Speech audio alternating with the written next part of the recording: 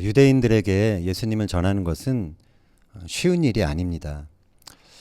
그저께 우리 유창이가 친구 생일 파티 갔다가 저녁 늦게 들어왔는데 상당히 이렇게 상기된 표정으로 들어왔어요. 유대인 친구들하고 잘 놀다가 끝에 가서 기독교에 대해서 격론이 벌어졌다고 그래요. 이미 어려서부터 이 친구들은 유대교의 가르침으로 아주 그냥 무장된 아이들이었습니다. 율법과 지켜야 될 것들, 많은 그 율법의 부담을 안고 살아가는 아이들이었습니다. 그것도 한두 명이 아니라 여러 명을 유창이 혼자 상대하려니까 힘에 부쳤던 모양이에요. 이럴 때 어떤 대답을 해주고 어떻게 얘기해야 되는지 함께 또 그렇게 좀 나누는 시간을 가졌습니다. 더 잘 설명해 주지 못해서 아쉬움을 토로하는 유창이를 보면서 유창이의 인생에도 이제 믿음의 선한 싸움이 시작됐구나. 그걸 보면서 한편으로는 기쁘고 또 한편으로는 그 싸움을 어떻게 도와줘야 될지 또 저희들도 함께 긴장되었던 그런 시간이었습니다. 유태인이었던 마태도 마태복음을 기록할 때 가장 염두에 두었던 대상이 바로 유대인들이었습니다. 마태는 그의 이야기를 족보로, 예수님의 족보로 시작하고 있죠. 누가 누구를 낳고 누가 누구를 낳고 낳고가 몇 번 있는지 아세요? 40번 연속으로 있습니다. 우리에게는 지루해 보일 수 있는 이야기지만 유대인들에게는 너무도 친숙한 조상들의 이름이 쭉 나오고 있는 것이죠. 마태는 특히 유대인들의 그 믿음의 조상인 아브라함과 그리고 이스라엘의 황금기를 열었던 다윗 왕을 특별히 그 족보에 하이라이트 하고 있습니다. 그러면서 그들의 후손으로 예수님이 오셨다라는 그 사실을 강조하고 있습니다. 예수님을 그냥 단지 기독교를 시작한 그런 어떤 신으로 알고 있는 그러한 유대인들 중에는 이 신약의 마태복음을 읽다가 이 족보를 보다가 회심하게 되었다라는 그런 이야기도 있습니다. 오늘은 제가 우리 아들을 위해서 설교를 준비했습니다. 조금이라도 도움이 되고자 하는 마음으로 설교를 준비했습니다. 예수님의 족보를 통해서 예수님이 우리에게 어떻게 오신 분인지 그것을 함께 살펴보며 은혜를 나누고자 합니다. 마태복음 1장 1절 다시 한번 읽겠습니다. 아브라함과 다윗의 자손 예수 그리스도의 계보라. 자, 여기서 계보라는 말로 번역이 되어 있죠. 유대인들이 계보라고 했을 때 떠올리는 단어가 있습니다. 그들에게는 히브리어로 톨돗입니다. 톨돗. 창세기 2장 4절 한번 잠깐 보겠습니다. 이것이 천지가 창조될 때에 하늘과 땅의 내력이니 여호와 하나님이 땅과 하늘을 만드시던 날에. 자, 여기서는 내력이라는 말로 번역이 되었는데요. 이것이 바로 톨돗입니다. 창조가 어떻게 시작이 되었다. 그 기원에 대해서 설명하고 있는 것. 그것이 톨돗입니다. 이 계보란 뜻의 톨돗은 이 천지창조뿐만이 아니라 인간을 창조, 그 인간이 어떻게 시작되었다. 그것을 설명할 때도 톨돗이라는 단어로 사용되고 있습니다. 그래서 마태가 이 계보다라는 말을 시작했을 때, 계보는 또 헬라어로 게네세우스, 그래서 게네세우스, 제니시스가 여기서 나온 말이거든요. 창세기죠. 시작. 그래서 마태가 이 단어를 사용했을 때는 또 다른 중요한 시작이 이제 시작되었다라는 그러한 의미를 내포하고 있는 것입니다. 그래서 이 계보는 바로 메시아이신 예수님의 그 계보, 예수님이 어떻게 오게 되었는지 그 기원을 밝히고 있는 것이라 할 수가 있습니다. 마태는 이 예수님의 계보를 소개할 때 특히 다윗을 기준으로 시대를 구분했습니다. 17절 다시 한번 읽겠습니다. 그런즉 모든 대수가 아브라함부터 다윗까지 14대요. 다윗부터 바벨론으로 사로잡혀 갈 때까지 14대요. 바벨론으로 사로잡혀 간 후부터 그리스도까지 14대로라. 자, 마태는 왜 이렇게 굳이 14대로 이렇게 세대를 끊었을까요? 그것은 예수님이 다윗의 자손으로 오셨음을 강조하기 위한 의도로 보입니다. 히브리어로 다윗이 다비드입니다. 다비드. 달렛, 바브, 달렛. 근데 여러분들 뭐 아시겠지만 그 히브리어 알파벳에는 숫자 값이 있어요. 한번 보여주시면 달렛은 알레벳, 기멜, 달렛 네 번째로 옵니다. 그래서 4라는 숫자 값이 있습니다. 헤이 바브. 그래서 바브는 6번째 오는 알파벳입니다. 그래서 6이라는 숫자 값이 있습니다. 그래서 다비드 이 464를 더하면 몇이 되죠? 예, 14. 14대가 되는 것입니다. 사실은 14대가 넘어요. 그 스킵한 어떤 시대가 있어요. 근데 이게 뭐 족보가 아니라 계보기 때문에 가능한 것입니다. 딱 중요한 14대로 끊어서 유대인들이 기억하기 쉽게 이렇게 마태가 기록을 한 것입니다. 자, 그런데 이 아브라함부터 시작된 예수님의 계보, 이 계보를 연결해주는 핵심적인 개념이 있습니다. 성경을 통틀어서 중요한 개념이라고 할 수 있습니다. 뭔지 떠오르는 단어가 있습니까? 오늘 설교 제목과 관련이 있습니다. 언약입니다. 언약이라는 개념입니다. 하나님은 여기 아브라함과 언약을 맺으셨고 다윗과도 언약을 맺으셨습니다. 그리고 예수님은 이 하나님의 언약에 따라 약속된 자녀로 이 땅에 오셨고 또 새 언약을 성취하시는 분으로 신약에서는 소개되고 있는 것이죠.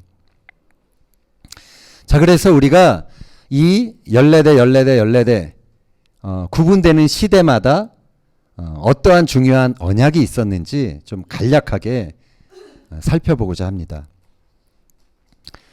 아브라함부터 아브라함 언약입니다. 아브라함에게 어떠한 언약을 하나님이 하셨는지 창세기 12장 1절에서 3절 같이 읽겠습니다.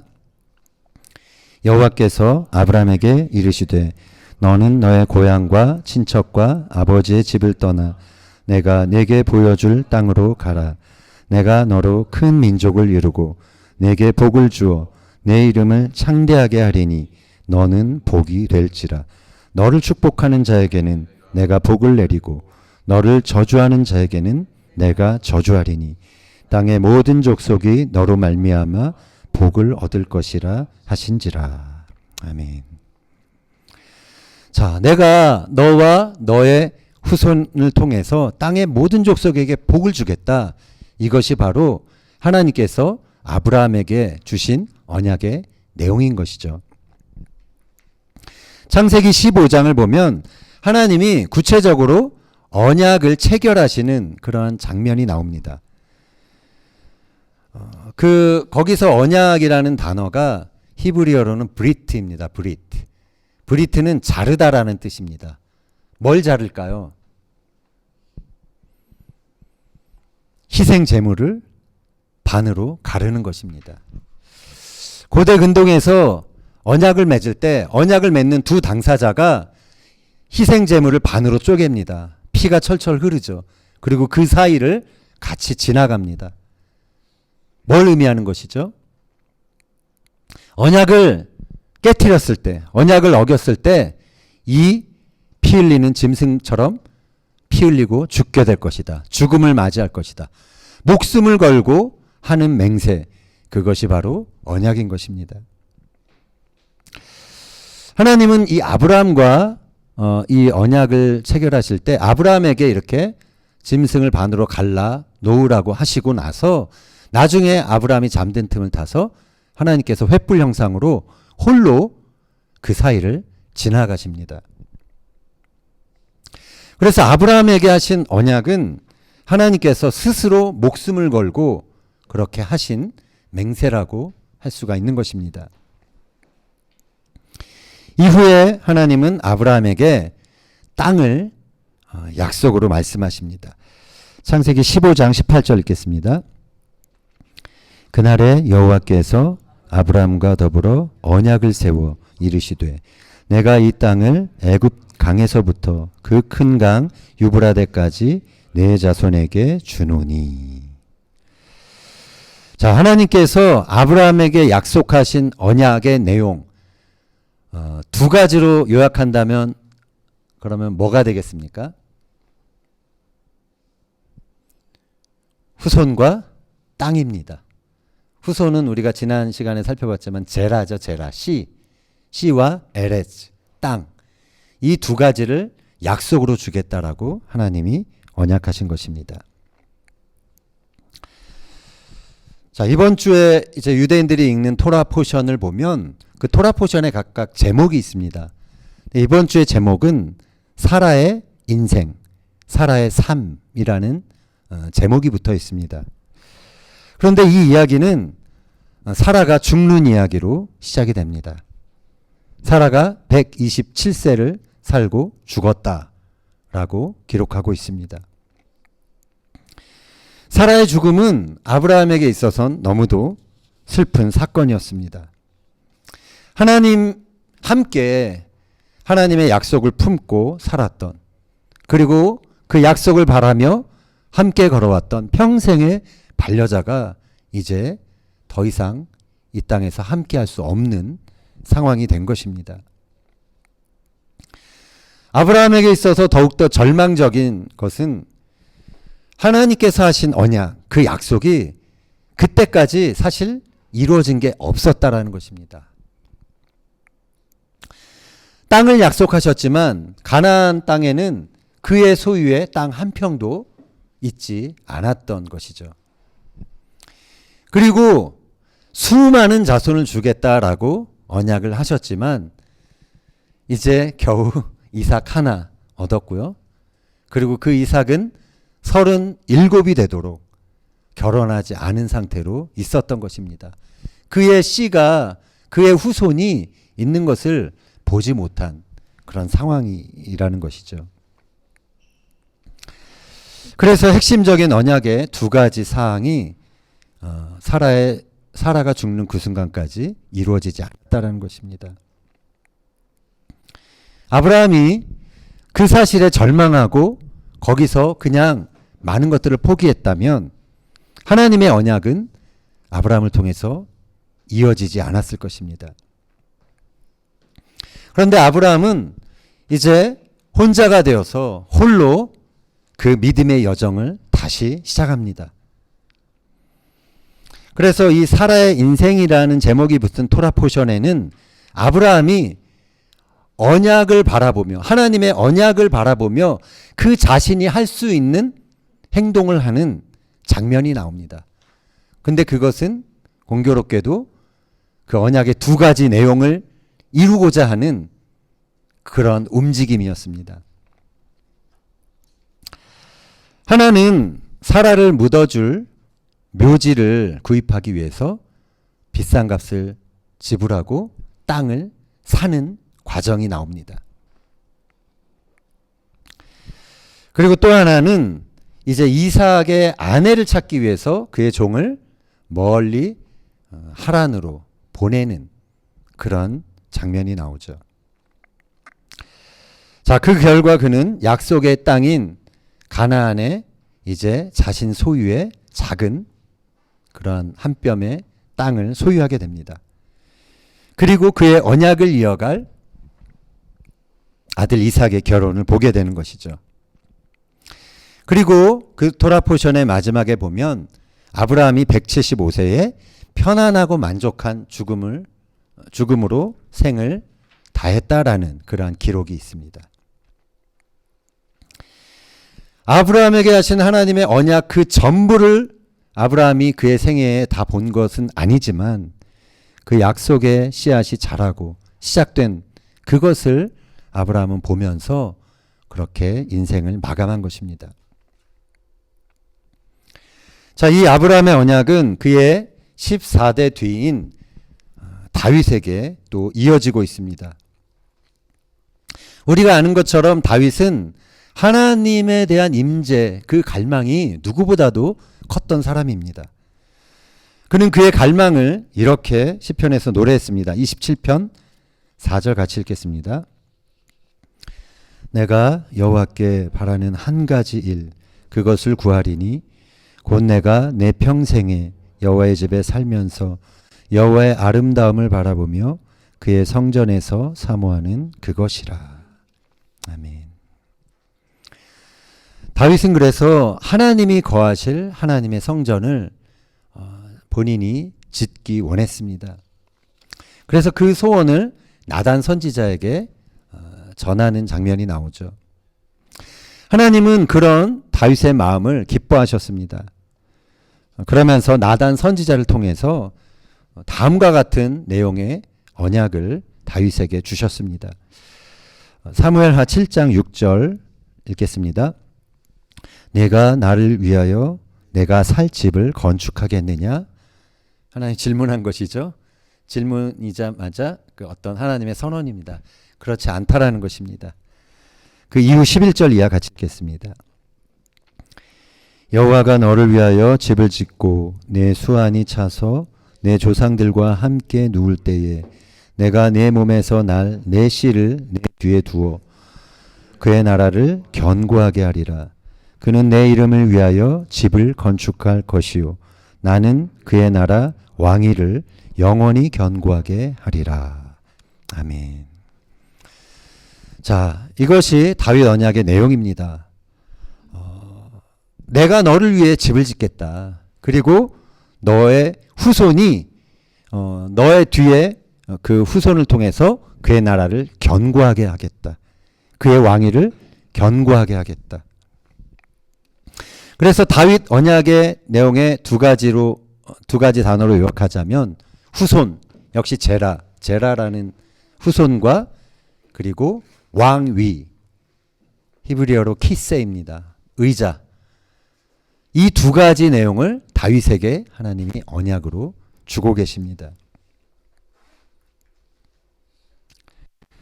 자, 그런데 다윗 이후에 솔로몬 그 시대가 번창했습니다. 그래서 그 왕국이 흥왕하는 것을 사실 솔로몬 시대에는 이스라엘 백성들이 느낄 수 있었습니다. 그러나 솔로몬이 죽자마자 이스라엘은 두 쪽이 나고 말죠. 그의 나라 왕위를 영원히 견고하게 하리라 라는 하나님의 언약은 흔들리고 맙니다. 결국 다윗의 14대 뒤인 유대 마지막 왕 여고냐 때 여고냐는 바벨론으로 이제 사로잡혀 가고 말죠. 다윗 언약은 바로 후대의 범죄로 인해서 하나님께서 원래 의도하시고 목적하신 그 뜻을 이루지 못하게 되는 것입니다. 다윗 왕조는 몰락했고 성전은 파괴됐습니다. 백성들은 견고한 왕위를 함께 그 안에서 안전하게 거하는 것이 아니라 고달픈 바벨론 포로 생활을 해야 했던 것이죠. 자, 이제 아브라함부터 다윗까지 14대, 다윗부터 포로 기간까지 14대. 그 시작에 아브라함 언약, 다윗 언약이 시작됐던 것을 보죠.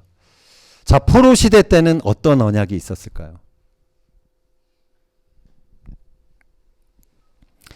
하나님께서는 이스라엘 백성들이 바벨론에 사로잡혀간 후부터 예수님이 오시는 그때까지 그 14대 동안 하나님께서는 이제 인류 구원 역사의 플랜 B를 시작하셨습니다. 그것은 선지자를 통해서 언약을 또 말씀해 주신 것입니다. 새 언약의 시대가 올 것이다 라고 선포한 것이죠. 선지자 예레미야는 장차 메시아가 다윗의 가지, 다윗의 후손으로 오게 될 것이다 라는 예언을 했습니다. 예레미야 23장 5절 같이 읽겠습니다. 여호와의 말씀이니라. 보라, 때가 이르리니 내가 다윗에게 한 의로운 가지를 일으킬 것이라. 그가 왕이 되어 지혜롭게 다스리며 세상에서 정의와 공의를 행할 것이며. 자, 이 말씀에 의하면 하나님이 다윗에게 주셨던 그 언약은 끝난 것이 아닙니다. 그 언약은 그냥 솔로몬이, 그 바로 후대인 솔로몬이 이루는 것이 아니라 장차 오실 한 의로운 가지, 메시아가 오셔서 이루게 되는 것이 바로 다윗에게 하신 언약이었던 것입니다. 이 언약의 말씀, 이 예언 때문에 유대인들은 다윗 왕과 같은 메시아가 올 것이다 라는 기대를 했습니다. 그런데 다시 오실 메시아는 그 유대인들의 기대처럼 정치적인 메시아는 아니었던 것입니다. 하나님은 예레미야 선지자를 통해서 이전에 모세를 통해서 주었던 언약과는 다른 새 언약에 대해서, 그러한 시대가 올 것에 대해서 이제 말씀을 주셨습니다. 예레미야서 31장 31절이야. 같이 읽겠습니다. 여호와의 말씀이니라. 그러나 그날 후에 내가 이스라엘 집과 맺을 언약은 이러하니 곧 내가 나의 법을 그들의 속에 두며 그들의 마음에 기록하여 나는 그들의 하나님이 되고 그들은 내 백성이 될 것이라. 여호와의 말씀이니라. 아멘. 바벨론에 사로잡혀간 그때부터 그리스도의 때까지 그 14대가 이루는 동안 유대인들은 아마 절망적인 시간을 보냈을 것입니다. 그냥 한없이 메시아만 오기를 기다리며 아무런 하나님의 언약이 이루어지지 않은 것 같은 그 시대를 견뎌야만 했습니다. 그러나 하나님의 언약은 그 포로 기간에도 분명히 주어졌던 것입니다. 분명히 예고됐고 날이 이르러 새 언약으로 찾아오게 된 것입니다. 예수님은 그 새 언약을 이루시는 분으로 이 땅에 드디어 오시게 된 것이죠. 예수님이 십자가를 지시기 전에 제자들과 이제 마지막 만찬을 하셨습니다. 그때 이런 말씀을 하셨습니다. 마태복음 26장 28절 읽겠습니다. 이것은 죄사함을 얻게 하려고 많은 사람을 위하여 흘리는 바 나의 피 곧 언약의 피니라. 자, 예레미야 선지자를 통해서 예언하신 새 언약은 이렇게 예수님이 말씀하신 것처럼 예수님의 언약의 피를 통해서 완성이 되고 있는 것입니다. 예수님께서는 언약이 무엇인지 알고 계셨습니다. 그것은 언약이 깨졌을 때 쪼개진 고기처럼 피를 흘리는 것을 의미한다라는 것을 알고 계신 것입니다. 예수님은 하나님께서 아브라함과 언약을 맺으실 때 그 쪼갠 고기 사이를 홀로 지나가시면서 하셨던 그분의 맹세를 알고 계신 것입니다. 그래서 그것을 지켜야 했던 것입니다. 그래서 쪼개진 고기처럼 십자가에서 피를 흘리셔야 했던 것입니다. 예수님은 또한 피 흘림이 없으면 사함이 없다라는 그 하나님의 원칙이 기록된 레위기 말씀을 알고 계셨습니다. 죄의 삭은 사망이며 그 죄를 사함받기 위해서는 반드시 다른 생명이 희생제물로 나 대신 죽어야 함을 예수님은 알고 계셨던 것입니다. 예수님은 아담의 죄로 인해서 온 인류에게 씌워진 죄와 사망의 권세를 끊기 위해서 반드시 피를 희생의 피를 흘려야 함을 또한 알고 계셨습니다. 하나님께서 예고하신 새 언약은 그래서 이 예수님의 흘리신 언약의 피를 통해서 비로소 완성되고 있는 것입니다. 자, 지금까지 14대 이 큰 세대를 중심으로 언약을 살펴봤습니다. 우리가 살펴본 것처럼 성경의 주제는 이렇게 표현할 수 있어요. 언약을 깨트린 인간과 그 언약을 다시 회복하고 성취하기 위해 오신 예수 그리스도의 역사다라고 할 수가 있는 것입니다. 우리는 예수님을 통해서 언약이 완성되고 또 그 완성된 그 언약은 아브라함에 처음 주셨던 언약 있잖아요. 더 많은 후손을 너에게 주리라 약속했던 그 언약. 그것이 그냥 단지 많은 후손을 약속한 것이 아니다라는 사실을 우리는 알게 됩니다. 그것은 언약을 온전히 완성하실 한 명의 후손에 대한 언약이었다라는 사실입니다. 바울은 그 사실을 이렇게 말하고 있습니다. 우리가 많이 살펴봤던 말씀인데요. 갈라디아서 3장 16절 읽겠습니다. 이 약속들은 아브라함과 그 자손에게 말씀하신 것인데 여럿을 가리켜 그 자손들이라 하지 아니하시고 오직 한 사람을 가리켜 내 자손이라 하셨으니 곧 그리스도라. 아멘. 구약에서 아브라함에게 후손을 약속하셨을 때 후손들 복수를 쓰지 않고 제라라는 그 후손 단수를 썼다라는 것입니다. 그래서 아브라함에게 주신 언약, 그것은 바로 한 사람의 후손 예수님을 가리키는 것이다. 그렇게 바울이 설명하고 있는 것입니다. 우리가 살펴본 것처럼 하나님의 언약은 예수 그리스도를 통해서 성취가 되었습니다. 그런데 그 언약이 예수님의 그 때까지 오기까지 그 언약의 계보를 믿음으로 이어온 사람이 있었다라는 것, 그것이 우리가 눈여겨봐야 할 사항인 것입니다. 또 하나 중요한 사실은 예수님께서 여자의 후손으로 오셨다라는 것입니다. 그런데 여인들의 면면을 보면 보통 사람들이 아니라는 것이죠. 사라는 임신을 할 수 없었던 불임의 여자였습니다. 히브리서에서 그러나 사라의 믿음을 이렇게 표현하고 있습니다. 히브리서 11장 11절 읽겠습니다. 믿음으로 사라 자신도 나이가 많아 단산하였으나 잉태할 수 있는 힘을 얻었으니 이는 약속하신 이를 미쁘신 줄 알았음이라. 한마디로 사라가 이삭을 낳은 것은 기적입니다. 인간적인 어떤 방법과 가능하지 않은 상황이었어요.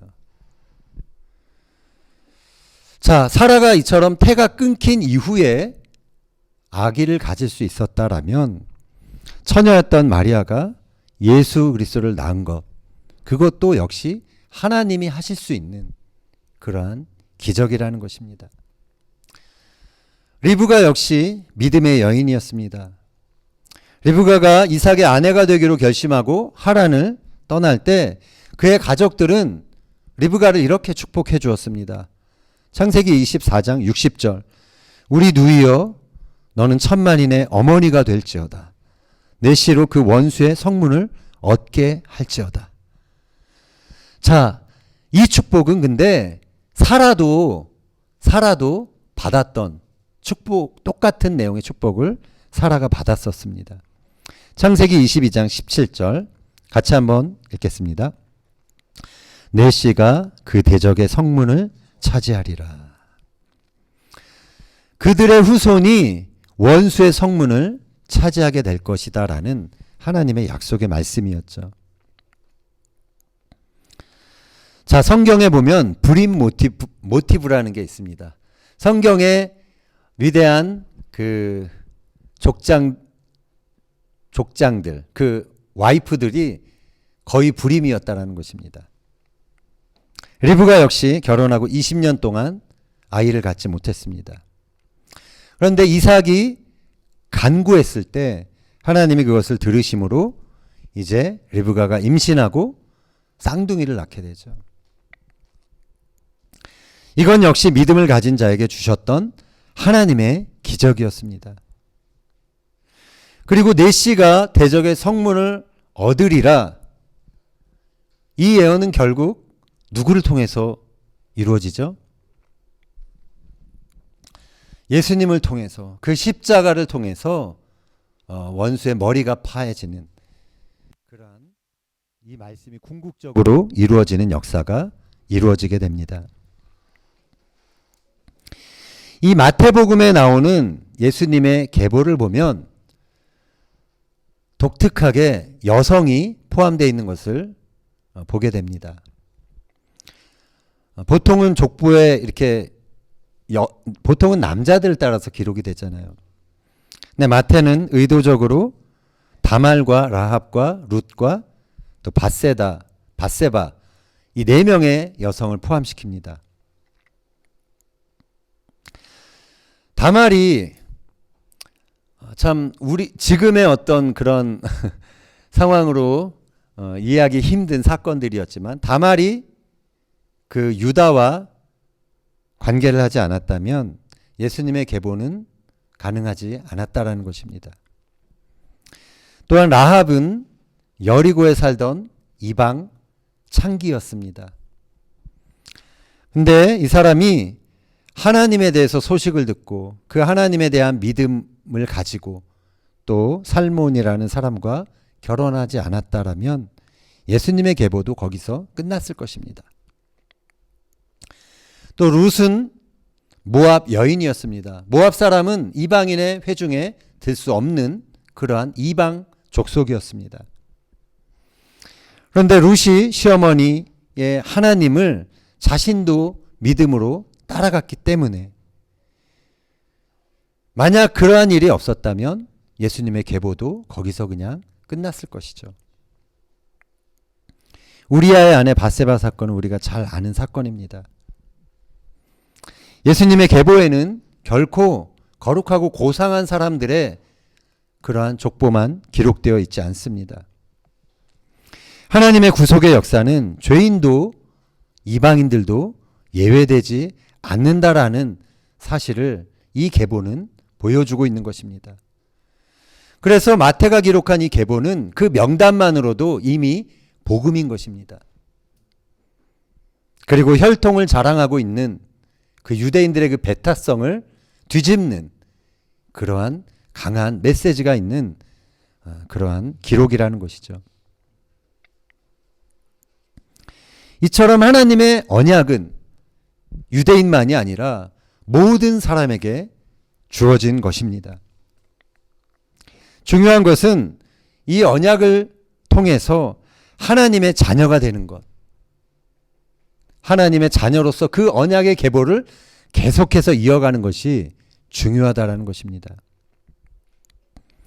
갈라디아서 4장 4절 이하 같이 읽겠습니다. 때가 참에 하나님이 그 아들을 보내사 여자에게서 나게 하시고 율법 아래에 나게 하신 것은 율법 아래에 있는 자들을 속량하시고 우리로 아들의 명분을 얻게 하려 하심이라. 자, 예수님에 대한 이야기죠. 예수님을 아들로 보내셨고 여자에게 나게 하셨고 여자의 후손이 되게 하셨습니다. 그래서 여자의 후손이 내 머리를 파하리라 라는 그 창세기의 그 하나님의 말씀을 이루시는 것이죠. 그리고 율법 아래 나게 하셨죠. 그것은 율법 아래에 있는 모든 사람을 구원해 주시기 위해서 그렇게 하셨다라는 것입니다. 그래서 하나님의 언약은 현재 진행형입니다. 하나님이 그 아들을 보내신 것은 여전히 율법 아래 있는 유대인들과 또 우리 모두를 구원하시기 위해서 그 아들을 보내셨다라는 것입니다. 그리고 다시 하나님의 자녀의 명분을 그 믿는 모든 사람에게 주시기 위해서 그 아들을 보내셨다라는 것입니다. 바울이 말합니다. 고린도후서 1장 20절 읽겠습니다. 하나님의 약속은 얼마든지 그리스도 안에서 예가 되니. 아멘. 자, 이 말씀 한번 잘 이해하셨으면 좋을 것 같아요. 하나님의 언약은 예로 받을 때 얼마든지 다 나의 것이 된다라는 것입니다. 예수님이 우리를 위해서 새 언약의 피를 흘리셨다는 사실을 믿고 네, 그것을 내가 믿습니다. 아멘. 그렇게 예할 때 그 언약은 내 것이 된다라는 거예요. 예수님을 믿는 자를 당신의 자녀로 삼으셔서 생명과 복을 주겠다. 하나님이 아브라함에게 땅과 자손을 약속하시고 또 다윗에게 땅과 왕위를 약속하셨던 것처럼 하나님이 우리에게 약속하시는 분이라는 것입니다. 우리를 통해서 하나님의 나라를 세워가기 위해서 가장 우리에게 중요한 것들을 약속으로 주시는 분이 바로 하나님이시라는 것입니다. 바울이 말합니다. 갈라디아서 3장 29절. 너희가 그리스도의 것이면 곧 아브라함의 자손이요 약속대로 유업을 이을 자니라. 아멘. 그래서 하나님의 언약의 계보는 그리스도를 통해 믿음의 유업을 이어가는 모든 성도들, 저와 여러분들을 통해서 계속해서 이어지고 있다라는 것입니다.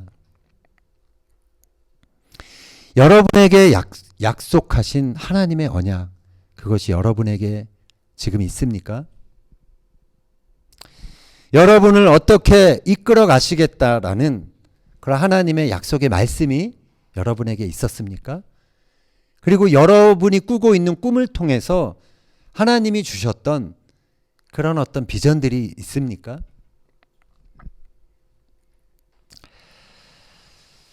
우리가 그러한 약속의 말씀을 받았을 수 있습니다. 우리가 어떠한 하나님 앞에 기도했을 때 주셨던 꿈과 비전이 우리에게 있을 수 있습니다. 그러나 아브라함처럼 그 약속은 받았지만 그것이 아직까지 더디게 이루어지는 것 같은 그런 상황을 우리는 견뎌야 할 수도 있습니다. 바라기는 비록 더딜지라도 상황과 환경 때문에 그냥 그것이 꺾이지 않는 불굴의 믿음을 일으키는 저와 여러분이 되었으면 좋겠습니다. 그 언약이 다 이루어지지 않은 것 같다 해도 계속해서 하나님의 언약의 방향으로 계속해서 나아가는 저와 여러분이 되었으면 좋겠습니다. 하나님의 약속은 엄마 아빠만 받는 것이 아닙니다. 여기 있는 우리 자녀된 여러분들도 하나님의 약속을 다 받을 수 있어요. 이미 받았을 수도 있습니다. 요셉은 어렸을 때 꿈을 꾼 그 꿈 그 자체가 하나님의 약속이었어요. 그리고 다니엘은 어렸을 때 포로로 끌려갔던 그 바벨론, 그 땅이 바로 하나님의 언약이 이루어지는 그 현장이었다라는 것입니다.